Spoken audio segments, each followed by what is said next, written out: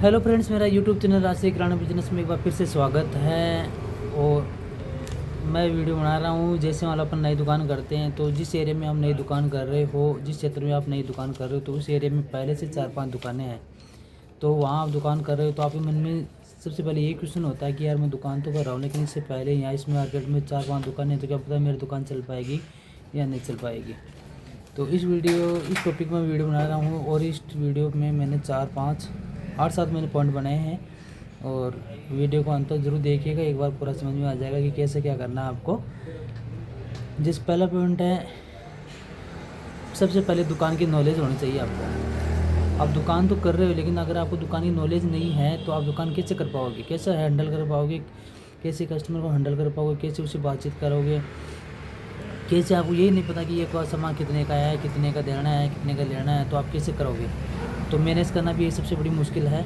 तो सबसे पहले आपको दुकान का नॉलेज होना चाहिए। दुकान का नॉलेज कब होगा, आपका कोई जानकार हो, कोई रिश्तेदार हो, या कोई गांव गली का हो, कोई भी हो, मतलब उसकी दुकान पे आप कम से कम 2-3-4 महीने रुको और उस दुकान पे आप काम करो। अगर आपको दुकान करनी है तो उसे पैसे मत लो, उनको बोल देना कि भाई मैं फ्री में रह लूँगा, कोई दिक्कत नहीं। आप क्योंकि आपको नॉलेज लेनी है, आप काम करने के लिए थोड़ी जा रहे हो वहाँ। तो आपको नॉलेज लेने के लिए आपको उसके पास रुकना पड़ेगा, और 3-4 महीने तक आपको उसी दुकान पे काम करना पड़ेगा, जिससे क्या कि आपको पूरा नॉलेज हो जाएगा कि कैसे कस्टमर से बात करते हैं, ये सामान कितने का आ रहा है, कितने का सामान देना है, ये सामान कहाँ से आ रहा है, कैसे कैसे पूरा नॉलेज हो जाएगा। फिर आप दुकान करो, कोई दिक्कत नहीं रहेगी, आपकी दुकान एक नंबर चलेगी। दूसरा पॉइंट है कि डिस्ट्रीब्यूटर और होलसेलर। डिस्ट्रीब्यूटर और होलसेलर का भी नॉलेज होना चाहिए कि डिस्ट्रीब्यूटर कहाँ है, होलसेलर वाला कहाँ है, और कौन सा माल डिस्ट्रीब्यूटर से लेना चाहिए, कौन सा माल होलसेलर वाले से लेना चाहिए। इस चीज़ का भी आपको नॉलेज होना चाहिए। आप मान लो कि डिस्ट्रीब्यूटर का नॉलेज हो जाएगा ना, तो आप डायरेक्ट डिस्ट्रीब्यूटर से माल लेने से आपको क्या बेनिफिट ज़्यादा रहेगा।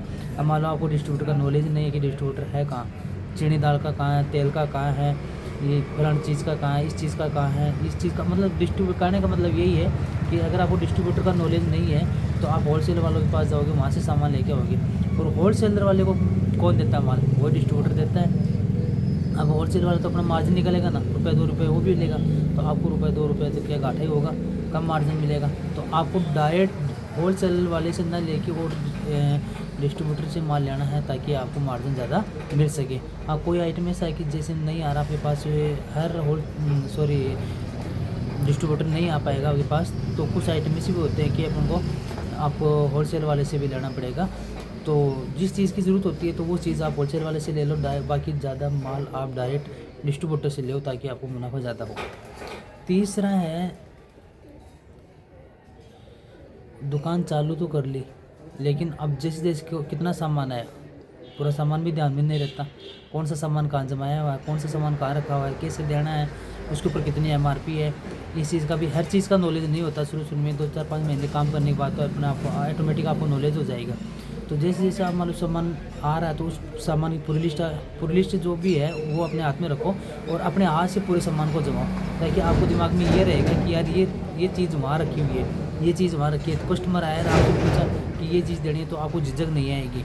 आपको ये नहीं होगा कि यार सोचना नहीं पड़ेगा कि यार ये सामान मैंने कहाँ रख दिया, मैं तो याद नहीं है, क्योंकि अपने हाथ से रखी हुई चीज़ तो याद रहती है। तो पूरे सामान की जो भी लिस्ट आ रही है, उस लिस्ट को अपने हाथ में रखो, और सामान अपने हाथ से मतलब खुद जमाओ, ताकि ये चीज़ आपको पूरा नॉलेज में रहे। और जैसे 5-10-20 रुपये वाली जो जैसे कुरकुरे बिस्किट हैं, या बिस्किट आ गया, कुरकुरे आ गया, या कुछ भी मान लो, जैसे अगरबत्ती, धूपबत्ती आ गई, ये 10 रुपये 20 रुपये बिकने वाली चीज़ें होती हैं। इसके ऊपर तो फिक्स MRP आती है। ये तो इसी चीज़ को तो आपको MRP पे देना है। बाकी इसके अलावा कोई भी चीज़, जैसे कोई मोटा आइटम आता है तो कोई भी चीज़ MRP पे नहीं देना है आपको। अगर MRP दे देना तो आपका मार्जिन के आपको कस्टमर ही नहीं जुड़ेंगे, क्योंकि कस्टमर आएगा और आपसे कोई चीज़ लिया और आपने उसके ऊपर MRP 100 रुपये, आपने उसी चीज़ को आपने 100 MRP में दे दिया, तो वो कस्टमर ये सोचेगा कि यार ये तो MRP पे दे रहा है, तो इसका मतलब ये महंगा दे रहा है। और वही चीज़ दूसरी दुकान वाला चाहे 90-95 में दे रहा होगा, लेकिन वही सोचेगा यार ये पुराना वाला सही है, ये तो पहले से ही बहुत महंगा दे रहा है। तो वो खुद तो गए और 2 कस्टमर को जाके और बोलेगा कि यार वो दुकान वाला तो महंगा दे रहा है, उससे सामान मत लेना, तो आपके कस्टमर नहीं जुड़ेंगे। और ये बात मैंने पहले भी बताई थी, अभी भी मैं बता रहा हूँ कि चीनी के ऊपर आप ना के बराबर मार्जिन रखना, बिल्कुल कम मार्जिन रखना, रेट टू रेट दे देना चीनी। क्योंकि कस्टमर आता है तो सबसे पहले पूछता है कि चीनी क्या रेट है, यही बात पूछता है। और चीनी आपको रेट टू रेट दोगे ना तो कस्टमर ये सोचेगा ठीक है इसके ऊपर माल अच्छी रेट मिल रही है और बढ़िया चीज़ दे रहा है ये, तो आपके कस्टमर भी जुड़ जाएंगे और वो 2 कस्टमर को जाके और बोलेगा कि यार उसी दुकान से सामान लाओ, वो अच्छी रेट में दे रहा है। तो आप मार्जिन कम रखना बिल्कुल भी। ये था मेरा तीसरा पॉइंट। चौथा है व्यवहार। व्यवहार भी सबसे इम्पोर्टेंट है। ये बात मैंने पहले भी बताई थी, अभी भी मैं दोबारा दोहरा रहा हूँ, आपको बता रहा हूँ कि व्यवहार सबसे महत्वपूर्ण चीज़ है। अब व्यवहार कैसा है कि मतलब कस्टमर है आएगा तो उसे कैसे बात करनी है, कैसे उसको सामान देना है। दुकान पर मतलब हर प्रकार का कस्टमर आएगा, गुस्सा वाला कस्टमर भी आएगा, प्रेम से बोलने वाला भी आएगा, लड़की भी आएंगी, औरत भी आएगी, लेडीज़ भी आएगी, वो बच्चे भी आएंगे, सारे आएंगे, हर प्रकार की कैटेगरी के आएंगे, हर प्रकार के कस्टमर हैं।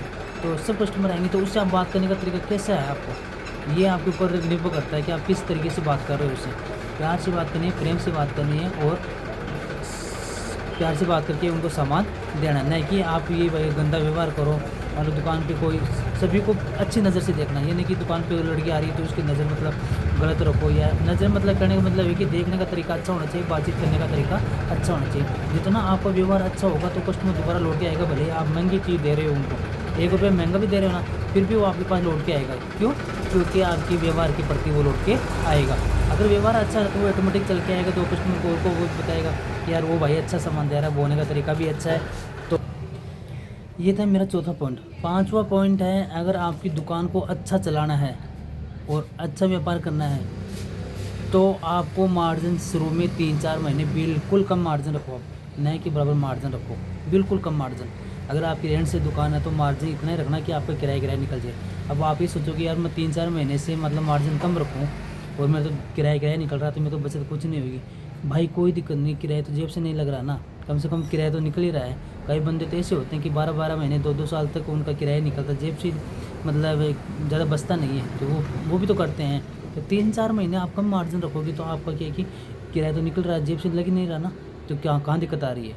और कस्टमर भी आपके जुड़ जाएंगे। 3-4 महीने बाद अगर कस्टमर जुड़ गए, बढ़िया रूटीन में आ गई दुकान, तो कोई दिक्कत नहीं, आप मार्जिन बढ़ा दो, कस्टमर क्योंकि जुड़े रहेंगे, उनको फिर बिलीव हो जाएगा, उनको ये लगेगा कि यार इस दुकान पे सही माल मिल रहा है और बढ़िया रेट मिल रही है, तो कस्टमर आपके पास ही आएंगे। भले ही आप 1-2 रुपये महंगे दे रहे हो, लेकिन फिर भी वो कहीं नहीं जाएंगे, आपके पास दौड़ के आएंगे वो, और खुश हो के आएंगे। ये था मेरा चौथा पॉइंट। ये था मेरा 5वां पॉइंट। छठा पॉइंट है, अगर आप नई दुकान कर रहे हो और नए मार्केट में नए आ रहे हो तो स्टार्टिंग में आप ज़्यादा दिन तक नहीं, ज़्यादा लंबे टाइम तक नहीं, 2 महीने 2 महीने तक बाहर बैनर लगा दो, दुकान के बाहर बैनर लगा दो, दुकान के बाहर बैनर लगा दो महीने 2 महीने के लिए, और उसके ऊपर लिख दो कि 1000 रुपये की बिक्री पर 1 किलो चीनी फ्री। ये सबसे मेन पॉइंट है नई दुकान करने का। क्योंकि पुराना दुकानदार है तो वो तो देगा नहीं, वो तो पहले से 5 साल 10 साल 2 साल 3 साल से पहले से बैठा है, तो वो थोड़ा ना नियम लागू करेगा। ये नियम आपको लागू करना है, क्योंकि आपको नई दुकान है और नए कस्टमर जमाने के लिए आपको ये करना पड़ेगा कि 1000 बिक्री पर 1 किलो चीनी फ्री। तो कस्टमर अपने आप आएंगे आपके पास, यार 1000 रुपये का सामान ले लेते हैं और 1 किलो चीनी फ्री ले लेते हैं। और उसमें लिख दो कि सीमित एरिया तक फ्री होम डिलीवरी, यानी 100 मीटर 200 मीटर 500 मीटर तक का आप एरिया लगा दो कि 500 मीटर तक हम क्या है कि फ्री डिलीवरी कर देंगे, आपके होम डिलीवरी कर देंगे फ्री। उसमें क्या जाता है, 5 मिनट लगती है आपको फ्री वो होम डिलीवरी करने में, तो उससे कस्टमर भी आपके पास ज़्यादा आएंगे और कस्टमर जुड़ भी जाएंगे। एक बार कस्टमर जोड़ने का ट्रिक होता है ये, इस प्रकार से आप कस्टमर जोड़ना, तो फिर आपके क्या पुराने दुकानदार होते हैं तो उनको आप बात अपने आप दे दोगे आप, फिर आपको नॉलेज हो जाएगा। 3-4 महीने 2-4 महीने बाद तो अपना फुल नॉलेज हो जाएगा कि कौन सा सामान कहाँ से लेना है, कैसे बात करनी है, कैसे क्या कस्टमर को हैंडल करना है, इस प्रकार से। तो ये था मेरा छठा पॉइंट। 7वां पॉइंट है कि सामान सारा रखो, यानी कि लगभग सामान दुकान में पूरा रखो। हाँ, सारा सामान तो किसी के पास में नहीं मिलता, लेकिन ये है कि एरिया में जाने वाली लगभग आइटम आपके पास होना चाहिए, ताकि कस्टमर एक बार आ गया तो उसको ना का जवाब ना मिले, कस्टमर कहीं दूसरे दुकानदार के पास ना जाए। अगर सारा सामान आपके पास मिल गया ना तो कस्टमर भी ये सोचेगा हाँ यार इस दुकान पे सारा सामान मिलता है, मैं तो यहीं से ले लेता हूँ। अगर मान लो 8-10 आइटम का वो लिस्ट लेके आ रहा है, इसमें 2 आइटम नहीं मिले तो फिर भी वो सोचेगा यार 2 आइटम के लिए आगे जाना पड़ेगा या दूसरे दुकानदार के पास जाना पड़ेगा, इससे अच्छा तो ये। क्योंकि पहले वाले तो जो पुराने दुकानदार होते हैं उनको तो नॉलेज होता है कि कस्टमर क्या चाहता है यहाँ कि इस एरिया में क्या बिकता है क्या नहीं बिकता है। आपको तो 2 4 5 7 महीने लगेंगे ना, तो उस हिसाब से है कि सामान की वैरायटी भी आप पूरी रखना और बढ़िया सामान रखना।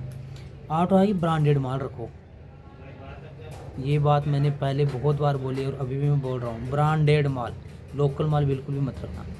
शुरू में तो मतलब 2 4 5 महीने तो बिल्कुल लोकल माल रखना ही नहीं। बात तो ठीक है, थोड़ा थोड़ा रख लो, कोई दिक्कत नहीं, वो तो निकलता है। ऐसी बात नहीं कि हर माल ब्रांडेड ही रखो, लोकल माल भी निकल जाएगा, लेकिन स्टार्टिंग में आपको ब्रांडेड माल ही रखना है। कस्टमर आता है तो फिर वो अगर आपको स्टार्टिंग में उनको लोकल माल टिका दिया तो वो दुआ तो ना आएगा, और उसी में शिकायत आ गई, उनको अच्छा नहीं लगा, पसंद नहीं आया, तो वो कस्टमर नहीं आएगा, वो हमेशा के लिए चला जाएगा। तो आपको ब्रांडेड माल भी रखना ज़रूरी है। ये था मेरा 8वां पॉइंट। 9वां पॉइंट है, आप सामान है ना पुराने दुकानदार से ज़्यादा माल रखो। दुकान के अंदर जो माल रख रहे हो दुकानदार से ज़्यादा माल रखो और उससे ज़्यादा वैरायटी रखो, उससे अच्छा प्रोडक्ट वाला माल रखो, ब्रांडेड माल रखो, ताकि कस्टमर आपके पास ज़्यादा आएगा। और कहने का मतलब ये है कि जो आप सामान रख रहे हो ना वो पुराने दुकानदार से हटके रखो, उनसे अलग रखो, अलग वैरायटी रखो, अलग ब्रांडेड के माल रखो, बढ़िया माल रखो, तो कस्टमर अपने आप आपके पास आ जाएगा, चाहे वो कितना भी पुराना दुकानदार हो। इसी प्रकार से आप पुराने दुकानदार को मार दे सकते हो। वरना तो आपको पता है कि जो बंदा पहले से ही मार्केट में 4 5 10 साल से बैठा है तो उनको आप कैसे हरा सकते हो आप। तो ये जो मैंने ये थे मेरे मेन पॉइंट 9 पॉइंट थे।